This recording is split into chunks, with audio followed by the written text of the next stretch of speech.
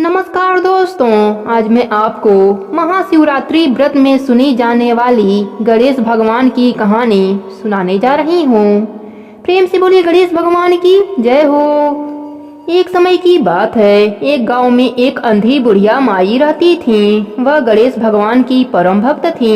आंखों से भले ही दिखाई नहीं देता था, परंतु वह सुबह शाम गणेश वंदना में मग्न रहती थी। गणेश जी बुढ़िया माई के भक्ति से बड़े प्रसन्न हुए। उन्होंने सोचा, यह बुढ़िया माई मेरा नित्य नियम निभाती है, परंतु बदले में कभी कुछ नहीं मांगती है।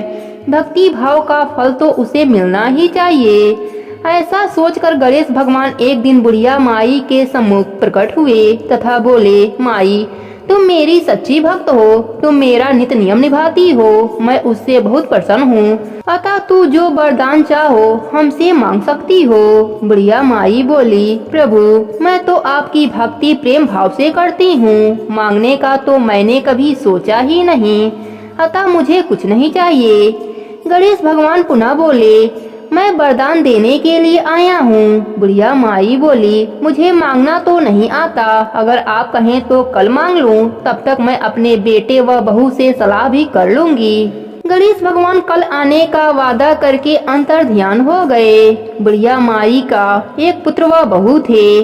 बुढ़िया माई ने सारी बात उन्हें बताई और सलाह मांगी। बेटा बोला, माँ तू गणेश भगवान से ढेर सारा पैसा मांग लो, हमारी गरीबी दूर हो जाएगी, सब सुख चैन से रहेंगे। बुढ़िया माई की बहू बोली, नहीं माँ जी, आप पोते पोती का वरदान मांगे, वंश को आगे बढ़ाने वाला भी तो कोई चाहिए। बुढ़िया माई बेटे व बहू की बात सुनकर सोचने लगी, यह दोनों तो अपने अपने मतलब की बातें कर रहे हैं। फिर बुढ़िया माई ने अपने पड़ोसन से सलाह लिया। पड़ोसन ने कहा, तुम्हारी सारी जिंदगी दुखों में कटी है, अब जो थोड़ा सा जीवन बचा है वह तो सुख से व्यतीत हो जाए।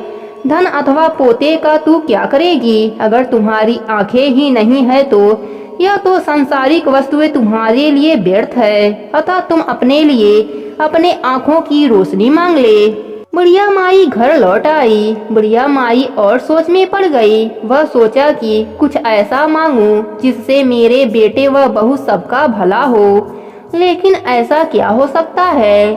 बुढ़िया माई कभी कुछ मांगने का मन बनाती तो कभी कुछ, परंतु कुछ भी निर्धारित ना कर सकी। दूसरे दिन गणेश भगवान पुनः प्रकट हो गए तथा बोले, बुढ़िया माई तुम अपना वरदान मांग लो। गणेश भगवान के पावन वचन सुनकर बुढ़िया माई बोली, यदि आप मुझसे प्रसन्न हैं तो कृपा मुझे मन इच्छित वरदान दीजिए। मैं अपने पोते को सोने के गिलास से दूध पीते हुए देखना चाहती हूँ। बुढ़िया माई की बातें सुनकर गणेश भगवान उसके सादगी व सरलता पर मुस्कुरा दिए और बोले, तुमने तो मुझे ठग ही लिया। मैंने तुम्हें एक वरदान मांगने के लिए बोला था, परंतु तुमने तो एक वरदान में ही सब कुछ मांग लिया। तुमने अपने लिए लंबी उम्र मांग ली, आंखें मांग ली, बेटे के लिए धन व बहू के लिए पोता भी मांग ली। पोता होगा, ढेर सारा पैसा होगा, तभी तो वह सोने के गिलास में दूध पिएगा। पोते को देखने के लिए तुम जिंदा रहोगी, तभी तो देख पाओगी। अब देखने के लिए आंखों की रोशनी भी देनी पड़ेगी। गणेश भगवान बोले, जो भी तुमने मांगा है वह सब तुम्हें मिल जाएगा। इतना कहकर गणेश भगवान अंतर ध्यान हो गए।